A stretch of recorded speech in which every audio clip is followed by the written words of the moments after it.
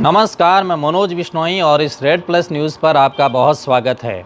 आज हम उस सवाल का जवाब खोजने की कोशिश करेंगे जो कल धोरेमना के जन आक्रोश रैली के बाद सिर्फ एक कस्बे का सवाल नहीं बल्कि पश्चिमी राजस्थान की राजनीति का सबसे बड़ा प्रश्न बन गया है कि आखिरकार इस धरने का निष्कर्ष क्या है। क्या हेमाराम चौधरी ने इस धरने को समाप्त कर दिया है? क्या धरना अब भी जारी है या फिर ये धरना अब कागज़, बयान और राजनीतिक रणनीतियों में बदल चुका है? क्योंकि राजनीति में सबसे खतरनाक वह आंदोलन होता है जो ज़मीन से उठकर शब्दों में बदल जाता है, और यही स्थिति आज धोरेमना के धरने की दिखाई दे रही है। सच्चाई यह है कि हेमाराम चौधरी का धरना न तो समाप्त हुआ है और न ही चालू है, बल्कि उसे स्थगित कर दिया गया है। लेकिन स्थगन राजनीति में जितना सरल सुनाई देता है उतना सरल होता नहीं है। स्थगन दरअसल समय की खरीदने की एक सबसे बड़ी रणनीति होती है, और स्थगन भविष्य के लिए दरवाज़ा खुला रखने की बेहतरीन राजनीति का उदाहरण होती हैं। और कल मीडिया के सामने हेमाराम चौधरी ने जो कहा उसने इसी राजनीति को उजागर कर दिया कि उन्होंने कहा कि धरना मेरा नहीं था, धरना जनता का था, और धरने को मैं समाप्त करने वाला कौन हूँ। और यहीं से असली सवाल शुरू हो जाते हैं, क्योंकि अगर धरना जनता का था तो फिर उसकी पटकथा किसने लिखी, मंच किसने सजाया, माइक किसके हाथ में दिया गया, झंडे किसने लाए और भाषणों की दिशा किसने तय की। क्योंकि लोकतंत्र में जनता जब धरना देती है तो उसके शब्द अलग होते हैं, उसके मुद्दे अलग होते हैं और उसकी प्राथमिकताएं अलग होती हैं। लेकिन कल जो हमने मंच से सुना वह एक सुव्यवस्थित राजनीतिक भाषण की श्रृंखला थी, और जिसने निशाना भारतीय जनता पार्टी पर साधा। निशाने पर राजस्थान सरकार भी थी, निशाने पर केंद्र सरकार थी, लेकिन धोरेमना की वास्तविक पीड़ा बालोतरा में शामिल किए जाने को लेकर के उनसे संबंधित जो भी प्रशासनिक समस्याएं, सीमावर्ती क्षेत्र की ज़मीनी दिक्कत, किसानों का संकट, युवाओं का रोजगार, पानी और सड़क जैसे बुनियादी मुद्दे भाषण से कोसों किलोमीटर पीछे छूट गए। और यही वजह है कि ये सवाल उठना लाजमी है कि क्या ये जन आक्रोश रैली वास्तव में जन आक्रोश थी या फिर कांग्रेस का एक बड़ा राजनीतिक शो ऑफ था। क्योंकि मंच पर मौजूद चेहरों को देखिए, ये कहा जा रहा है कि ये धरना जनता की तरफ से दिया गया। क्या पायलट को जनता ने बुलाया था? क्या डोटासरा को जनता ने बुलाया था? और अगर इन सबको जनता ने बुलाया है तो फिर शिव के पूर्व विधायक खान साहब और बाड़मेर के पूर्व विधायक जैन साहब को जनता ने क्यों नहीं बुलाया? अब आप देखिए इन चेहरों को। पूरी कांग्रेस पार्टी धोरेमना में मौजूद थी, पूरी राजस्थान की इकाई, कांग्रेस प्रदेश अध्यक्ष से लेकर राष्ट्रीय नेताओं तक। और अब आप खुद से पूछिए, क्या ये संयोग था या फिर एक रणनीति थी? क्योंकि अगर धरना जनता का था तो क्या जनता ने सचिन पायलट को मंच पे बुलाया था? क्या जनता ने गोविंद सिंह डोटासरा को बुला करके बाड़मेर में स्वागत किया था? क्या जनता ने कांग्रेस के तमाम विधायकों और नेताओं को फ़ोन करके कहा था कि आप आइए और हमारे मंच से सरकार को घेरिए? राजनीति में कुछ भी अपने आप नहीं होता, हर कदम के पीछे गणित होती हैं, और यही गणित इस धरने के पीछे भी साफ दिखाई देती हैं। हेमाराम चौधरी ने मीडिया से बातचीत में यह भी कहा कि जब तक जनगणना नहीं हो जाती और परिसीमन की प्रक्रिया शुरू नहीं हो जाती तब तक ये धरना स्थगित रहेगा। ये समाप्त नहीं किया, ये धरना स्थगित किया। कब तक के लिए?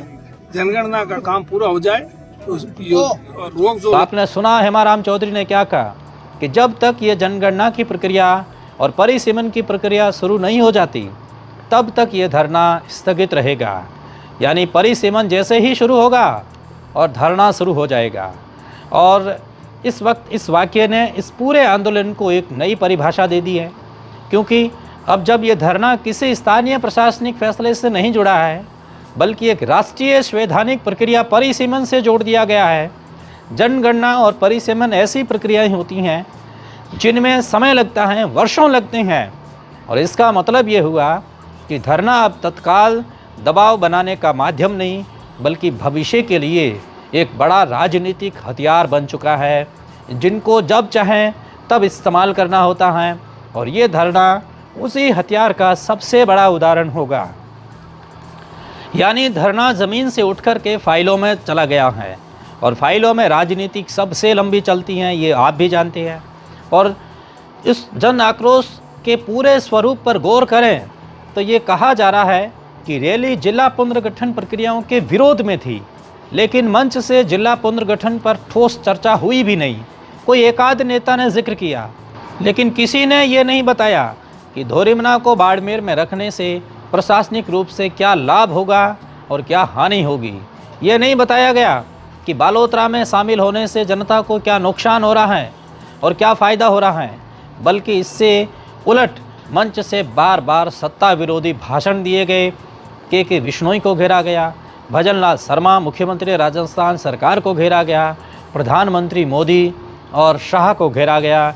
यानी मुद्दा स्थानीय था, लेकिन एजेंडा पूरी तरह राजनीतिक था।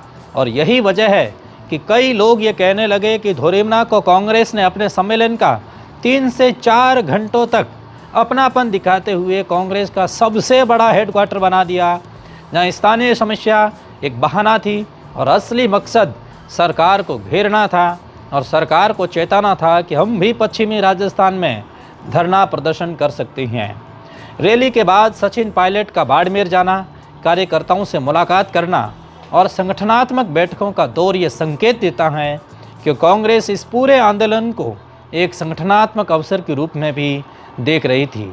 और इसके पीछे की वजह भी थी, क्योंकि कांग्रेस चाहती थी धोरेमना को इस्तेमाल करके, उनकी ज़मीन को इस्तेमाल करके और एक जान फूंक दी जाए, एक नए पंचायती राज चुनाव के अंदर एक बिगुल फूंक दिया जाए।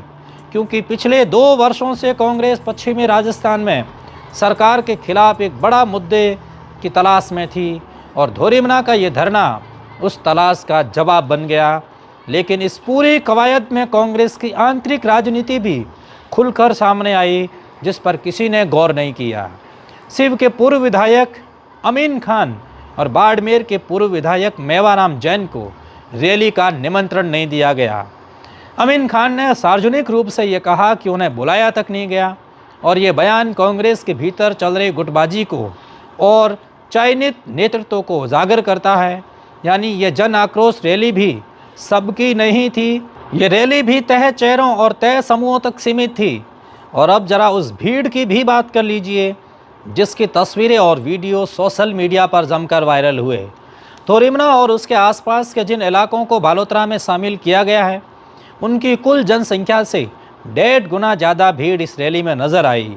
तो सवाल उठना लाजमी है कि ये भीड़ कहाँ से आई। क्या ये भीड़ पूरी भीड़ जनता की थी जो कि धोरेमना से आती है, या फिर साचौर की थी, या बायतू की, या चौठन की, या बालोतरा जैसे क्षेत्रों से संगठित तरीके से प्री प्लानिंग के साथ लोगों को बुलाया गया, ताकि जयपुर और दिल्ली तक ये मैसेज जाए कि पश्चिमी राजनेताओं ने क्या कमाल का प्रदर्शन किया है और कांग्रेस के साथ कितना भरपूर जन समर्थन है और कांग्रेस कितना मजबूत है। क्योंकि राजनीति में भीड़ केवल संख्या नहीं होती, भीड़ संदेश भी होती हैं, और उस संदेश को जिस तरीके से प्रस्तुत किया जाता है वह अक्सर वास्तविकता से अलग होता है। और अब इस पूरी तस्वीर के बीच एक नाम उभर कर सामने आता है, वह है राजस्थान सरकार के राज्य मंत्री और गुड़ामालानी के विधायक के विश्नोई। क्योंकि जनता के बीच ये सवाल तेज़ी से फैल रहा है कि क्या पूरी कांग्रेस को धोरेमना बुला करके के विश्नोई ने ये साबित कर दिया है पश्चिमी राजस्थान की राजनीति में अब शक्ति केंद्र बदल गया है और बदल भी रहा है। अब शक्ति केंद्र न तो बायतू है न बाड़मेर है, और अब शक्ति केंद्र गुड़ामालानी बन रहा है। क्या ये संदेश है कि अब कांग्रेस के पारंपरिक बड़े चेहरों की जगह भाजपा के विश्नोई चर्चा के केंद्र में आ चुके हैं और वे जनाधार के तौर पर मजबूत भी हो रहे हैं? क्या ये संकेत है कि हरीश चौधरी जैसे दिग्गज वरिष्ठ नेताओं के मुकाबले अब नई राजनीतिक धुरी बन रही है? और यही राजनीति की सबसे बड़ी सच्चाई है कि यहाँ लड़ाई हमेशा आमने सामने नहीं होती, लड़ाई संकेतों में होती हैं, लड़ाई मंच के पीछे होती हैं, और लड़ाई भविष्य की कुर्सियों के लिए होती हैं। और आज धरना स्थगित है लेकिन राजनीति सक्रिय है, और आंदोलन रुका है लेकिन रणनीति नहीं रुकी। और यही वजह है कि धोरेमना का ये अध्याय समाप्त नहीं हुआ है।